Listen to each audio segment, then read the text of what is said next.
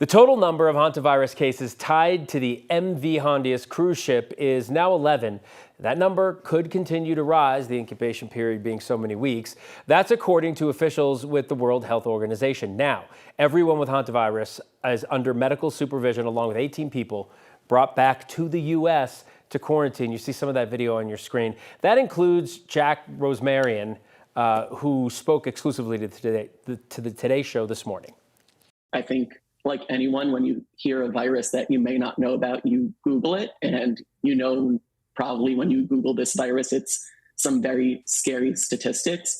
However, it is a virus that we do know about, and it took me some time over those coming days to do more research and learn more about it. But it was a scary time, and I had a lot of up and down emotions, but I spent most of my time in my cabin. I bet. Jake, we're told, will remain quarantined at the University of Nebraska Medical Center along with 15 other Americans for a few days. He has not tested positive for the virus. Here to talk more about this is our 9 News health expert, Dr. Kohli. He's right. You Google anything and you're going to panic. Yeah.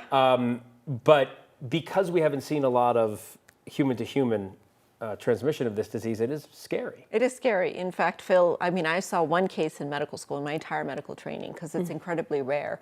And before this particular outbreak happened, in general, the risk of you contracting the hantavirus is actually lower than your lifetime risk of getting hit by lightning. So incredibly rare, a virus that's been around for decades. And what's really reassuring about this virus is that it doesn't evolve rapidly like the COVID or the flu viruses. So it mutates, but it doesn't change its behavior as rapidly. So I think that's part of what is driving a lot of public health officials to say maybe this is an outbreak that's going to burn itself out like other outbreaks have done in the past. Well, I feel like this is deja vu, talking to you every single day about the same thing, which is what we did during COVID, thankfully, yes, because it changed every day. I think a lot of people are just now tuning into this because that's the way the world works when checking in on news. For those that are wondering how the heck this got on the cruise ship, how did it get on the cruise ship? So the World Health Organization has a theory, and the theory was that the Dutch couple, patient zero, the Dutch man in the couple, and his wife went on a bird watching trip to a landfill, and this was on March 27th. And a lot of bird watchers go to landfills because a lot of birds come to landfills, but there were hantavirus-infested rats at the landfill. Presumably they inhaled the rats' droppings, brought the virus onto the ship, and the man started having symptoms April 6th. So he went on March 27th, April 6th he had symptoms. He died 5 days later. So in about a span of 2 to 3 weeks, this all happened. Now his wife took his body, got on a plane to Johannesburg with his body. And of course there were Americans on that plane that were exposed as well. She was ill at the time, and they wouldn't let her board a flight from Johannesburg to the Netherlands. They made her get off the plane, and she died the next day. So we know already that these 2 patients potentially were the source of this. And then, of course, because of the human-to-human transmission, a cruise ship sets you up for close contact. Look, some of the terrifying things about this, what you just said, inhaled. Right? Like, so it wasn't skin-to-skin contact or fluid or anything like that. They just inhaled and they got it. How difficult is it to transmit person to person? And can you, just like with COVID we're talking about, can you be asymptomatic and still transmit this virus? So they got it from the rodents by inhaling.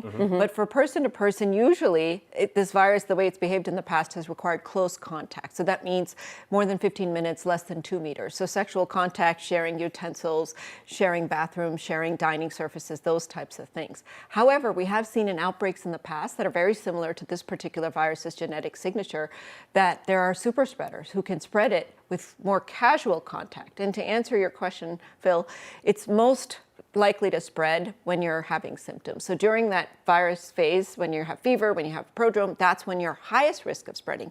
But you can spread it before you have symptoms. And that's what makes me a little more nervous, is because of this long incubation period, you could potentially have the virus, have it replicating inside you, be giving it off in your secretions, and not realize it because you don't have symptoms yet. Wow.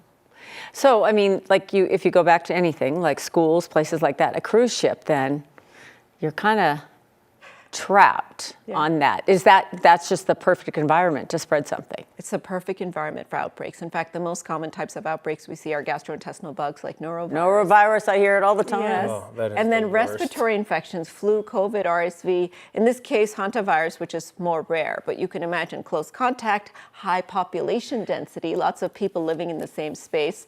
And they've actually seen risk factors. Longer cruises are higher risk for more outbreaks, as well as bigger ships.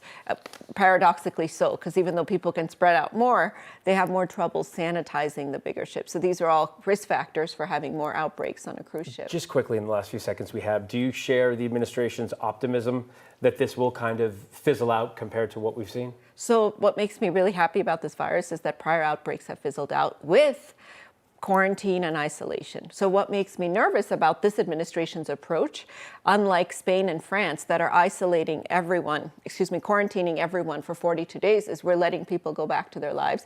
And contact tracing with a 42-day incubation period, tell me everyone you've come into contact with in the last 42 days. Is really difficult. Yep. So yes, I share the optimism today, but I'm really hopeful that it does fizzle out as prior ones have, because that quarantine is really important. I can't remember what I did yesterday. I remember what I had for breakfast. So. Oh, gosh. Dr. Kohli, thank you, I think. Yeah, no, it's all important information. Thank you.